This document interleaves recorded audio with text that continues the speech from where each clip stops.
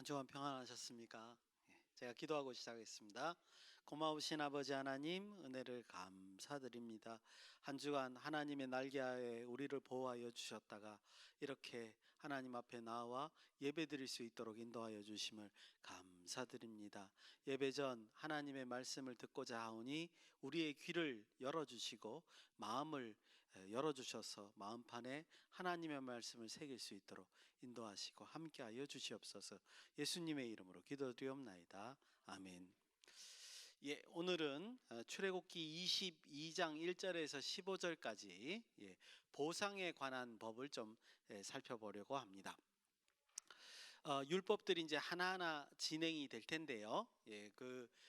처음에 제가 말씀드린 대로 율법은 문자 그대로 지키는 게 아닙니다. 오늘 담임 목사님 설교에서도 이제 히브리서를 통해서 이제 제사가 어떤 식으로 이렇게 변하는가를 볼 수 있었는데요.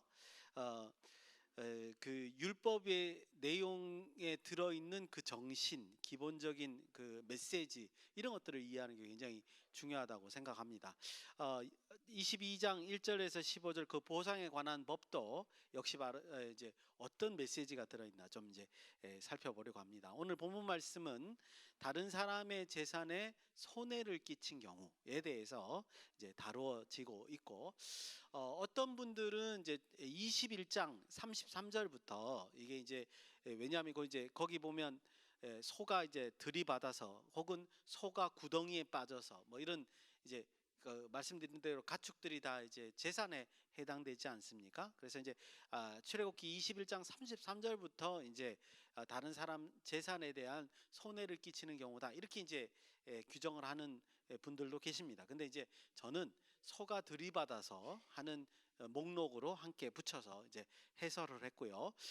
반면에 오늘 본문 말씀의 내용을 보면 보상에 대한 어떤 정확한 주제가 이제 드러나는 걸 볼 수 있죠. 그래서 여기부터 22장 1절부터 우리가 이거를 이제 보상에 관한 법이다. 이렇게 남에게 손해를 끼쳤을 때 보상에 관한 법이다. 이렇게 이제 보는 게 더 나을 것 같습니다. 대략적으로 보면요. 크게 두 단락으로 나눠집니다. 1절에서 6절, 7절에서 15절. 1절에서 6절은 남의 재산에 직접적인 손해를 일으키는 상황입니다. 여기에는 도둑질도 있고요. 부주의한 행위로 인해서 남의 재산에 손해를 입히는 경우가 등장을 합니다. 그래서 1절에서 4절을 보면 도둑질하는 경우에 대해서 이제 잘 설명이 되어 있습니다. 생각보다 이 도둑질에 관한 그 법이 굉장히 세밀하다라는 걸 느끼게 됩니다. 어떤 부분인지 이따가 살펴볼 거고요. 그 다음에 부주의로 인해서 이제 그 남의 재산에 손해를 입히는 경우, 즉 그죠? 남의 밭작물을 내 짐승이 가축이 남의 밭작물을 이제 망치게 된다든지, 혹은 불태우다가 남의 밭을 다 태우게 된다든지, 뭐 이런 경우들이 이제 등장하고 있습니다. 그 다음에 7절에서 15절은요. 남의 물건을 빌려서 혹은 이제 그 보관을 하다가 이제 관리자죠. 그러다가 손해가 발생한 경우가 이제 7절에서 15절에 나와 있고요. 7절에서 9절은 이제 일반적인 경우 나와 있고 10절에서 15절은 이제 관리자의 부주의, 그러니까 자기가 이걸 관리하도록 맡았는데 부주의하게 관리해서 이제 손해를 입힌 경우는 어떻게 하느냐, 이런 부분들이 자세하게 설명되어 있습니다. 여러분들 지금 제가 이렇게 제목만 설명을 드려도 율법이라는 게 상당히 구체적이구나라는 걸 이렇게 보실 수가 있죠. 그러면서도 문자 그대로보다는 그 예시가 우리에게 주는 기본적인 메시지, 여기에 우리는 초점을 둬야 됩니다. 왜 이렇게 자세하게 하느냐? 실제로 율법의 내용들을 다 조사를 해보면요, 모든 경우에 대해서 설명하지 않습니다. 오히려 율법이라고 하는 것은 예외적인 사항, 일반적이지 않은 사항에 대해서 규정을 하고 있다는 사실입니다. 그래서 오히려 그런 예외적인 사항을 들어서 이 율법이 지향하고자 하는 바가 무언가를 우리에게 전달하고 있다는 거, 그걸 여러분들이 명심하셔야 되기 때문에 오늘도 마찬가지로 이렇게 그 남의 어떤 재산에 해를 가한 경우에 어떤 원칙이 적용되고 하나님이 어떤 메시지를 우리에게 전달하려고 하느냐, 그런 것들을 이제 나중에 한번 묵상해 보도록 하겠습니다. 먼저 이제 오늘 그 출애굽기 22장의 말씀을 들어가기 전에 용어 정리부터 좀 해야 될 것 같습니다. 무슨 용어 정리할 게 있느냐? 보상과 배상이요. 이게 이제 법에 관련되신 분들을 이제 관련되신 분들은 이 용어가 서로 다르다는 걸 너무나 잘 알고 계실 거예요. 근데 우리 한글 성경에는 전부 다 배상으로 되어 있습니다. 근데 보상과 배상은 엄연히 다릅니다. 어떻게 다르냐면요, 보상은요, 의도치 않게 남에게 손해를 끼친 경우입니다. 더 쉽게 말하면 그 원인이나 그 행위가 정당했다는 거예요. 자기가 그럴 의도가 없었는데 근데 그것이 결과적으로는 남에게 손해를 끼친 경우, 그럴 때 우리가 하는 거는 뭐냐? 보상이라는 거예요. 성경은 이걸 구분한다는 것을 우리는 좀 기억을 하셔야 됩니다. 그리고 배상이라고 하는 것은 뭐냐면 불법적인 행위를 했을 때요, 의도적이고 불법적인 행위를 해서, 예를 들어서 도둑질 같은 거, 도둑질 같은 걸 해서 남에게 손해를 입힌 경우는 그때는 보상이 아니라 뭐예요? 배상이에요. 즉 배상이라는 말은 죄를 인정을 하는 겁니다. 실수가 아니라. 그래서 배상과 보상을 나누어서 우리가 말을 하는 게 적당할 것 같습니다. 그래야지 오늘 본문이 더욱더 의미가 있습니다. 근데 한글 성경에는 이 두 가지가 용어가 같아요. 배상으로 다 되어 있기 때문에 제가 일부러 보상, 배상 이렇게 이제 말씀을 드릴 거고, 그걸 또 보상과 배상을 어떻게 차이를 구분드리냐, 여기 보면 그 손해를 이렇게 갚는 데 있어서 차이가 있는 것을 알 수 있습니다. 그래서 그걸 구분해서 우리가 이제 살펴보도록 하겠습니다. 1절부터 이제 하나하나씩 살펴보겠습니다. 1절에서 4절은 도둑에 대한 기본적인 조치상, 이번 도둑질할 때 이제 그거에 대한 기초 사항이 이제 소개되어 있고요. 아시다시피 이제 제일 초반부가 원칙입니다. 1절이 특별히 기본적인 원칙에 대해서 나와 있습니다. 제가 읽어 볼 테니까요, 한번 잘 들어보시기 바랍니다. 1절입니다. 사람이 소나 양을 도둑질하여 잡거나 팔면 그는 소 한 마리에 소 5마리로 갚고 양 한 마리에 양 4마리로 갚을지니라. 여러분들 이제 많이 저하고 이제 경험을 해보시면 아시겠죠? 왜 제가 이 1절을 이렇게 읽어드리는지, 그리고 강조해서 읽어드리는 절이 무엇인지 이제 느끼시겠죠, 그죠? 요 간단하게 1절만 읽었는데도 봐도 우리가 이렇게까지 이런 생각이 될 만한 것들이 있습니다. 20장 출애굽기 20장의 십계명에 분명히 도둑질하지 말라 이렇게 언급이 되어 있습니다. 그럼에도 불구하고 도둑질을 한다면 그러면 이제 어떻게 하겠느냐? 무조건 돌로 쳐서 죽이겠느냐? 이게 아니라 이제 여기에서 그 악한 행위에 대한 충분한 책임을 어떻게 질 것인가가 이제 설명되어 있죠. 그리고 이 짧은 1절 속에 여러 가지 원리가 함의되어 있는 것을 우리가 파악할 수 있습니다. 그리고 이제 늘 말씀드렸듯이 이 원리를 파악하면 그 다음 내용들이 이제 쉬워집니다. 이 원리에 따라서. 자, 그럼 뭐부터 하나 보는가? 먼저 여러분, 소 한 마리에 소 5마리를 갚으라고 돼 있고 양 한 마리에 양 4마리를 갚는다고 그랬어요. 이상하죠, 그죠? 소가 더 비싼데, 그죠? 근데 여기서 소는요, 구약에서는 소 한 마리가 양 2마리 값이에요. 그러니까 제의적인 값 말하는 겁니다. 그래서 이제 나중에 레위기 같은 본문들을 보시면 그 소를 이제 제사로 드린다. 그러면 이제 큰 범죄라든가, 그러니까 일반 회중 전체의 범죄 이런 거, 혹은 제사장 지도자들의 범죄 이럴 때는 소예요. 소로 재물을 갚아야 되고, 일반 백성들 각자들이 이제 범죄해서 하나님 앞에 이제 속죄제라든가 이런 걸 드릴 때는 양이에요. 소가 아니라. 그러니까 이제 이 소라는 거는 큰 가축을 얘기하고 재물의 양으로 맞으면 2배에 해당이 됩니다. 양보다 2배 이렇게 이해하시면 되겠습니다. 근데 큰 가축을 훔치면 어떻게 한다고요? 큰 가축 5마리.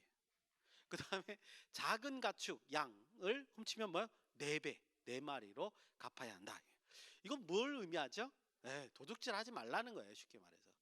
큰 범죄에 대해서 크게 책임을 묻고 작은 범죄에 대해서 작게 책임을 묻는 것을 보여주고 있습니다. 그래서 여기서 너희가 큰 범죄를 저지른다고 한다는 것은 큰 대가가 있다. 그래서 결국은 도적질하지 말아라 라는 의미가 요 1절의 기본적인 원칙으로 자리 잡고 있는 것을 볼 수 있습니다. 두 번째입니다. 여러분들이 1절을 읽으시면서 이제 느끼셨는지 모르겠지만 1절에는 이 죄질이 굉장히 나쁘다는 것을 판단할 수 있습니다. 뭘 보고 나쁘다고 하느냐? 이렇게 돼 있죠. 도둑질하여 잡거나 팔면 이렇게 돼 있죠. 그러니까 소를 그냥 훔친 걸로만 한 게 아니고요. 소를 훔친 다음에 어떻게 한 거예요? 도축한 거예요. 왜 도축했을까요? 팔기도 쉽고 또 증거를 없애기 위해서. 그렇죠? 그러니까 이거는 증거인멸죄까지 포함이 된 겁니다. 이 말은. 그러니까 죄질이 아주 나빠요. 남의 소를 끌어오면 그 소가 이제 보면 알잖아요. 주인들이 보면 이거 소 우리 소다 아니다 이렇게 알잖아요. 근데 그거를 없애기 위해서 도살까지 하고 팔아서 증거까지 없애는 경우가 바로 1절에 해당이 되는 겁니다. 그래서 결국은 살아있는 소 원래 그 자체로 주인에게 돌려줄 수 없기 때문에 죄질이 아주 나쁜 경우에 해당이 됩니다. 그래서 이거는 뭐죠?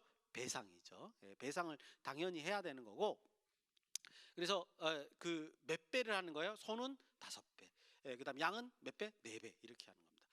이제 이따가 이제 4절에 가면 이제 그 살아있는 상태로 도둑질 하더라도 살아있는 상태로 그대로 돌려주게 되면 몇 배를 배상하느냐? 2배밖에 안 해요. 그러니까 도축한 경우에는 더 이제 가중한 처벌을 하는 것을 이제 우리가 볼 수 있다 이렇게 말할 수 있고요. 또 하나 이제 조금 더 이제 해설을 더 붙이면 아마 이제 우리도 가축을 키워보면 알잖아요. 가축이 그냥 물론 그냥 이제 뭐 일하는 짐승 뭐 나중에 우리의 뭐 이제 재산 뭐 이렇게도 이해할 수 있겠지만 또 어떤 분들은 가축과의 긴밀한 주인과의 교감이 있잖아요. 그렇죠? 우리 누렁이 뭐 이러면서 그렇죠? 근데 훔쳐가서 도축을 한다는 것은 그런 주인과의 기존에 있는 가축과의 교감마저도 이제 해치는 거기가 되기 때문에 그런 것까지 여기에 포함되지 않았을까? 이렇게도 우리가 해설을 해볼 수 있습니다. 그래서 이제 기본적으로 그 이제 그 도둑질하는 거에 대한 기본적인 원리를 여기서 살펴봤는데요. 아직 원칙이 마무리되지 않았습니다. 저는 2절에서 4절을 보면서 율법이 이렇게 세밀하구나. 그리고 우리에게 지향하는 바가 율법을 제대로 이렇게 읽어보면 이 지향하는 바를 분명히 알 수 있구나라는 사실을 알게 됩니다. 제가 역시 읽어드릴 테니까 여러분들이 집중해서 한번 보시기 바랍니다. 2절에서 4절까지입니다. 어떤 원칙들이 더 있는지요. 2절입니다. 도둑이 뚫고 들어오는 것을 보고 그를 쳐 죽이면 들어왔을 때 이제 도둑을 대항하다 쳐 죽였은 거예요. 피 흘린 죄가 없으나 해 돋은 후에 피 흘린 죄가 있으리라. 도둑은 반드시 배상할 것이나 배상할 것이 없으면 그 몸을 팔아 그 도둑질한 것을 배상할 것이요. 도둑질한 것이 살아있는 그 손에 있으면 소나 낙이나 양을 막론하고 갑절 2배로 배상할지니라. 이렇게 이제 되어 있습니다. 혹시 느끼셨습니까? 이게 뭐냐 하면요. 2절에 도둑이 뚫고 들어오는 것을 보고 그를 쳐 죽이면 라고 하는 말은 이건 뭐냐면 밤이에요. 밤. 보통 도둑질할 때 밤에 하잖아요. 그러니까 말이 없는데 3절에 해 돋은 후에 피를 흘린 죄가 있으리라 라는 말 때문에 2절은 밤에 도둑이 왔는데 누군지도 모르고 위협을 가하니까 그 도둑에게 대항하다가 사람을 죽이게 된 경우죠.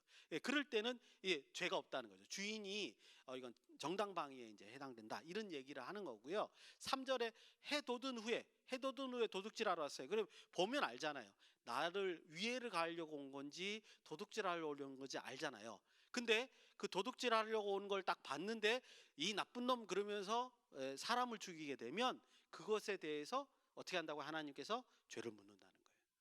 그죠? 도둑질한 거에 대해서 갚는 거는 도둑질한 걸로 갚아야 되는 거죠. 사람을 해서는 안 된다라는 게 2절, 3절에 나와 있는 겁니다. 굉장히 율법은 자세하고 율법이 지향하는 바가 뭐라는 것을 우리가 이제 잘 알 수 있는 거죠. 그래서 여러분들 지금 보시다시피 정당방위 혹은 밤에 일어나는 것, 낮에 일어나는 것 이렇게 세밀하게 율법이 규정되고 있는 겁니다. 자, 그럴 경우에 이런 이 내용을 봤을 때 우리가 어떤 내용을 파악할 수 있어요? 메시지가 뭐예요? 예, 어떠한 경우라도 사람의 생명을 함부로 해하지 말라는 거죠. 예, 우리 지난주에 봤던 그 원칙대로 가고 있는 겁니다. 예, 나의 물건을 손해를 끼치게 하려는 도둑의 경우라도 그 생명을 함부로 해하지 말라. 이렇게 지금 우리에게 또 다른 부가적인 원칙을 이제 전해 주는 것을 볼 수 있습니다. 그리고 아까 말씀드린 대로 이제 만약에 살아있는 상태로 4절이죠. 살아있는 상태로 이제 그 도둑질한 그 가축이 그대로 있다면 그거를 한 배만 갚지 말고 뭐요? 두 배를 갚아라. 그렇죠? 그 왜 그러죠? 아니 한 배 갚으면 에이 도둑질하다 들키면 그냥 주고 오면 되지 이렇게 되잖아요. 그러니까 그러지 말고 이제 만약에 도둑질하다 잡혔다 그러면 어떻게 해요? 두 배를 갚아라. 그 말은 도둑질하지 말아라. 그런 마음을 아예 갖지 말아라. 그렇게 이제 율법은 우리에게 말씀하는 것을 이해할 수 있습니다. 그다음에 5절에서 6절입니다. 5절에서 6절은 약간 개별적이고 거기에 대한 부가적인 사항을 붙인 것 같은데요. 이제 부주의한 행동으로 인해서 타인의 재산, 특별히 밭에 이제 손해를 보게 한 경우를 잘 이제 말씀하고 있습니다. 근데 이 경우에는 배상이라기보다 배상은 죄를 진 거죠. 보상, 즉 실수로 한 것에 해당이 됩니다. 그래서 보상의 경우에는 어떤 값을 치르는가 우리가 한번 보겠습니다. 5절에 보시면 자기 가축이 타인의 밭에서 먹게 되어 손해를 끼친 경우, 그러니까 이 짐승이 가가지고 막 그 농작물을 다 먹어 치운 경우예요. 그리고 6절에는 뭐요? 부주의하게 타인의 밭을 다 불태우게 한 경우를 이제 설명을 하고 있습니다. 자, 5절 같은 경우는 어떻게 해요? 보상으로, 배상이 아니에요. 보상으로 자신의 밭에서 가장 좋은 것으로 보상합니다. 그러니까 남의 소출을 먹었으니까 내 소출 가운데 가장 좋은 것으로 갚게 되는 거죠. 그러니까 아주 공정해요. 내 거 중에 가장 좋은 것으로 갚으니까 이제 그 저쪽 받는 사람의 입장에서도 그 보상을 받는 느낌이 들잖아요. 그죠? 그렇게 이제 돼 있고요. 그다음에 그 부주의하게 밭을 태우는 경우에는 반드시 그 값에 대한 충분한 보상을 하게 되어 있습니다. 즉 한 배 값이에요. 그 밭의 소출의 양을 계산을 해서 그 값을 다 쳐주는 거죠. 그 밭에 있는 농작물의 그 값을 다 자기가 치르는 것으로 되어 있습니다. 즉 보상의 경우에는요 한 배 갚는 거예요. 그대로 갚는 거예요. 그게 보상이에요. 실수할 때는 그대로 갚는 것이고, 아까 같이 범죄를 한 경우에는 배상의 경우는 뭐예요? 기본이 2배, 그 다음에 4배에서 5배 이렇게 이제 되는 것을 우리가 볼 수 있습니다. 그래서 이제 죄가 규정이 됐다 안 됐다가 이 갚는 것을 보고도 우리가 알 수 있다는 것을 이제 잘 표현하고 있죠. 7절부터는 이제 상황이 조금 달라졌습니다. 두 번째 단락이죠. 사람이 돈이나 물품을 이웃에게 맡겨진 경우, 그랬다가 도둑질 당하거나 관리 부주의가 됐을 경우입니다. 자, 앞에 단락은 뭐예요? 그냥 도둑질 당하거나 자기가 이제 남의 것을 관리 부주의로 해가지고 손해를 끼친 경우고요. 7절부터는 뭐냐면 내가 남의 것을 빌려오거나 혹은 남의 것을 내가 관리하다가 이제 이런 문제가 생긴 경우를 표현하고 있습니다. 이때 물품이라고 하는 것은 짐승까지 다 포함이 됩니다. 그리고 의복, 뭐 물건 다 되는 거죠. 자, 7절에서 9절을 보시면 물품이 여전히 돌려질 경우를 상정하는 겁니다. 그러니까 그 가축도 살아있는 상태로 이게 돌려지는 경우, 그런 경우를 이제 말하는 것 같은데요. 7절, 그 도둑이 잡혔다는 것은 이제 아직 도축하거나 그럴 상황이 안 되니까요. 도둑이 몇 배로? 2배로 배상하는 것이고, 8절에 보면 만약에 도둑이 잡히지 않았어요. 훔쳐갔는데 도둑이 안 잡혔어요. 자, 그러면 어떻게 되죠? 그 맡은 자가 제사장 앞에 가서 손댄 여부를 조사받아야 됩니다. 즉, 이 맡은 자가 도둑질을 했는지, 도둑질을 하는 사람과 무슨 이제 연결이 있었는지 이런 것들을 뭐요? 조사를 받아야 된다. 이렇게 돼 있습니다. 그리고 우리 앞에서도 본 것 같이 제사장 앞에라고 이제 우리 한글에 써 있지만 히브리어는 뭐예요? 엘 하엘로힘, 이렇게 돼 있어서 하나님 앞에라고 원문적으로 해석하셔야 됩니다. 즉, 이 말은 무슨 뜻이냐면 물론 당연히 이제 제사장 앞에서 이제 말을 하겠죠. 근데 제사장이 어떻게 한다는 거예요? 당신 이 물건을 도둑질하는 거 관련이 있습니까? 없습니까? 없다. 그러면 당신 그러면 하나님 앞에서 맹세하십시오. 이렇게 한다는 거죠. 하나님 앞에 맹세를 한다는 겁니다. 근데 저는 더 중요한 것은 뭐냐 하면 하나님 앞에 이 사람이 맹세한 것을 다른 사람들이 뭐 한다는 거예요? 다 인정한다는 사실이에요. 하나님이 알아서 벌을 내리실. 저 사람이 만약에 거짓말을 한다 그러면 하나님이 알아서 벌 주실 거라고 다 합의를 한다는 사실입니다. 이게 더 굉장히 중요한 메시지라고 저는 생각이 됩니다. 그래서 이제 그렇게 하고요. 9절에 보면 만약에 결백을 주장을 했는데 그 제사장이 재판장이 그 죄를 여부를 밝혀냈어요. 뭔가 이제 수상해서 조사를 하거나 진술을 통해서 밝혀냈어요. 그러면 당연히 이거는 뭐예요? 2배를 배상하게 되는 것으로 이렇게 되어 있습니다. 마지막 10절에서 15절이죠. 이번에는 뭐냐면 관리 부주의에 대한 그런 이제 관리를 부주의해서 벌어지는 손해에 관한 겁니다. 10절에서 11절은 죽거나 상하거나 끌려가도 본 사람이 없다 이렇게 표현되어 있죠. 죽거나 상하거나 끌려가도 본 사람이 없다. 이 말은 뭐냐면 관리자가 인식하지 못하는 사이에 벌어진 겁니다. 근데 부주의함이 없을 경우로 판단이 되죠. 그러니까 관리자는 제대로 관리했는데 어떤 이제 도둑들이 아주 모르게 너무 기술적으로 도둑질을 해갔다거나 혹은 내가 관리하던 가축이 갑자기 병에 의해서 죽어버렸어요.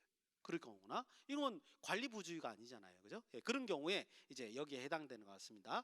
그래서 의도치 않게 이런 사건이 벌어졌을 때 어떻게 하느냐? 11절에 이렇게 돼 있죠. 맡은 자가 스스로 무관하다고 하나님 앞에 맹세를 하는 거고요. 그럴 때 가축의 주인은 자기가 피해를 입었다 할지라도 뭐예요? 그 맹세를 신뢰해야 됩니다. 이게 놀라운 거예요. 이게 하나님 중심적인 백성들이 가져야 할 태도라는 거죠. 이 사람이 하나님 앞에 맹세하면 하나님의 앞에서 이제 판결을 받기 때문에 그 주인이 손해라도 그 부분에 대해서 인정을 해야 된다. 이렇게 지금 되어 있는 거죠. 그래서 기본적으로 이 율법에는 하나님의 어떤 심판과 판정을 공의를 의지하는 행위가 포함되어 있다는 것을 우리가 살펴볼 수 있습니다. 12절은요. 특별히 이제 도둑 맞은 것, 부주의하지 않았는데 도둑 맞은 것에 대해서 이제 언급하고 있는데 서두에 이렇게 되어 있습니다. 만일 자기에게서 이렇게 되어 있으면 이거는 이제 자기에게서란 말은 자기가 도둑질을 하지 않았지만 자기가 부주의해서 이런 말이겠죠. 그럴 때 맡은 자가 뭐예요? 배상을 하는 게 아니라 보상을 해야 됩니다. 1배. 그러니까 관리자가 부주의해 가지고 도둑질을 당했다. 그러면 그 값에 대해서 1배 배상이 아니라 보상을 한 실수인 거죠. 그래서 이제 2배가 아니고 충분한 값만 보상하면 되고 13절에 보면 다른 짐승에게 가축이 찢긴 경우 예를 들어서 뭐 이제 들짐승이 와가지고 가축들을 해하거나 이럴 때 그때 여기서 놀랍습니다. 뭐냐면 만약에 막 늑대떼들이 이리떼들이 와가지고 이제 덮쳤어요 가축들을. 그러면 이 맡은 자가 목숨을 걸고 그 이리떼를 이제 물리치기 위해서 그 동물들을 무조건 보호해야 되냐? 아니에요. 어떻게 해야 돼요? 이 사람이 무서워서 도망갔어. 그러면 어떻게 되냐? 그거에 대한 인명 피해가 나지 않도록 하는 거, 그래서 도망간 거, 그거를 인정하는 거예요. 그랬을 때 들짐승을 일부러 부른 건 아니잖아요, 그죠? 그래서 들짐승에게 찢긴 증거를 제시를 하면 뭐요? 보상하지 않아도 돼요. 그건 어쩔 수 없다는 거죠. 그건 주인이 거기 있어도 어쩔 수 없다는 거고 혼자 할 수 없으면 당연히 그거는 이제 뭐 천지지변과 같이 어쩔 수 없는 것이다 이렇게 말한 거예요. 단 이제 훔치지 않았다는 증거를 제시하기 위해서 찢긴 증거, 사체들을 이렇게 보여주면서 봐라 이리떼가 와서 이렇게 이제 그 가축을 해하였다 이렇게 이제 증거만 내면 되는 겁니다. 14절에서 15절 이제 값을 주고 빌려온 것에 대한 이제 내용인데요. 14절 보면 뭐냐면 주인과 함께하지 않았는데 상하거나 죽으면 뭐요? 보상을 해야 돼요. 그러니까 빌려왔으니까 당연히 보상하는 거 맞죠. 근데 15절에 주인과 함께 있었을 때 그런 일이 벌어져서 상하거나 죽으면 어떻게 되느냐? 그 보상을 하는 게 아니라 뭐요? 빌린 값으로 대체를 합니다. 왜냐? 주인과 함께 있었어도 이 일을 어떻게 할 수 없었다는 것은, 그죠? 이건 의도적인 게 아니잖아요. 그러니까 빌린 값만 하는 거고, 그건 어쩔 수 없이 이제 천재지변과 같이 당하는 것이다. 이렇게 불가항력적이다. 이렇게 전제를 하고 이제 판정을 하는 걸 볼 수 있습니다. 여러분도 어떻습니까? 요게 이제 오늘 본문까지인데요. 굉장히 자세하죠. 굉장히 섬세하게 아주 예외적인 사항으로 그 의도하는 바가 무엇인가, 그리고 얼마나 공의롭고 정의로운 판정을 하는가를 우리가 이 면을 통해서도 잘 볼 수 있습니다. 그래서 지금까지 말씀드린 걸 그래도 한 번은 정리하고 가야 되기 때문에 정리를 한번 해보면요, 이렇게 볼 수 있습니다. 단순한 부주의에 의한 것은요, 남에게 그 손해에 대한 적절한 보상, 그러니까 한 배, 단순 보상을 이루면 됩니다. 근데 그 손해를 끼친 것이 범죄와 관련돼 있으면 2배에서 5배까지 배상, 죄를 인정하는 거죠. 그래서 자기의 죄까지 책임져서 그 이제 주인에게 갚는 것을 볼 수 있습니다.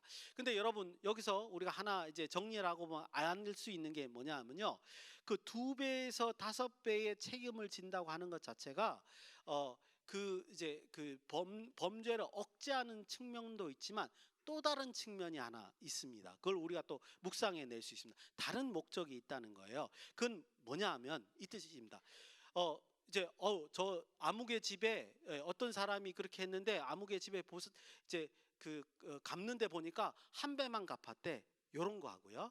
아무개 집에 어떤 일이 있었는데 2배에서 5배까지 갚았대. 이렇게 말하는 거하고 차이가 있죠. 1배 갚으면 뭐예요? 실수로 그런 거죠. 2배에서 5배 갚으면 뭐죠? 이건 죄를 지은 거죠. 즉 2배에서 5배를 갚는다는 것은 모두가 율법을 아는 사람이라면 뭐라고 생각하는 거예요? 저 사람이 죄를 지었구나. 즉 죄가 공개적으로 드러나는 겁니다.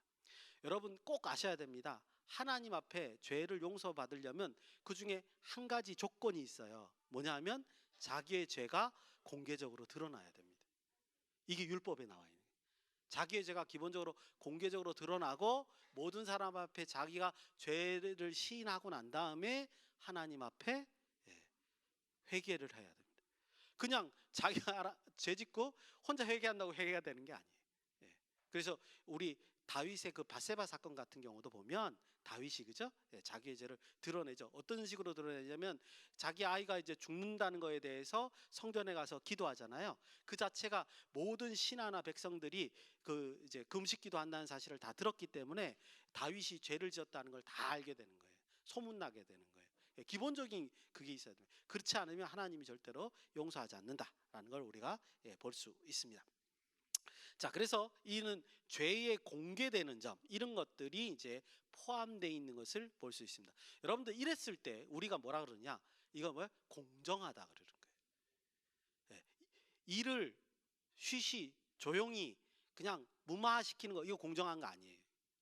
공정한 거는 뭐냐 하면 그 죄의 대가에 대한 분명한 보상이나 배상이 있고, 그 다음에 그 죄가 남들이 알 수 있을 만한 공개되어 있는 게 공정한 일처리다, 이렇게 볼 수 있죠. 우리 현대사회도 마찬가지죠. 여러 가지 TV에 이슈가 되는 여러 가지 범죄들이 있는데 중요한 것은 뭐냐면 진실이 밝혀지는 거예요. 누구나 알 수 있게끔 밝혀져야 되는 거예요. 그게 공정한 거죠. 그리고 난 다음에 누구나 이해할 수 있을 정도로 보상과 배상이 이루어져야 되는 겁니다. 그게 공정한 것이다. 이런 원칙을 우리가 볼 수 있습니다. 그래서 저는 이 말씀을 전체적으로 묵상하면서 한 가지 꼭 말씀드리고 싶은 게 있습니다. 이게 뭐냐? 율법을 가만히 보니까 율법은 단순히 말씀 그대로 이제 지키는 것에 초점이 맞춰져 있지 않다는 걸 제가 깨달았습니다. 그러면 율법이 지향하는 바가 뭐냐? 하나님의 백성으로서 연합하는 게 그 지향점입니다. 무슨 말이냐면 금방 말씀드렸듯이 어떤 사건이 벌어졌을 때 누구나 다 인정하고 이게 공의롭다라고 인정하지 않으면 어떻게 연합할 수 있겠어요? 그렇죠? 연합을 하려면 이 모든 문제들이 뭐예요? 해결이 돼야지 연합을 할 수 있을 거 아니겠어요? 그러니까 여기 보면 아주 세밀하게 하나님께서 이런 도둑질하는 것, 남의 물건에 손해를 끼치는 것까지 이렇게 자세하게 예외적인 상황까지 이렇게 언급하고 계신 건 뭐냐? 너희들은 결국 하나의 하나님의 백성으로서 공동체로 가야 하기 때문에 이런 부분에 있어서는 공정해야 된다는 것을 우리에게 보여주는 것이 아니냐, 이렇게 말씀드릴 수 있습니다. 여러분, 이건 구약 시대만 해당되는 게 아니에요. 복음도 마찬가지라는 거죠.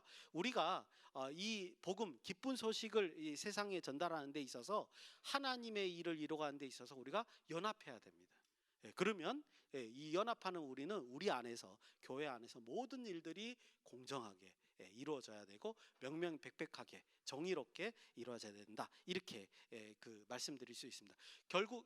결국은 율법이나 복음이나 마찬가지로 그 모든 내용들은 개인의 어떤 처세술, 그것이 어떤 자기의 어떤 성공의 도구, 이런 게 아니에요.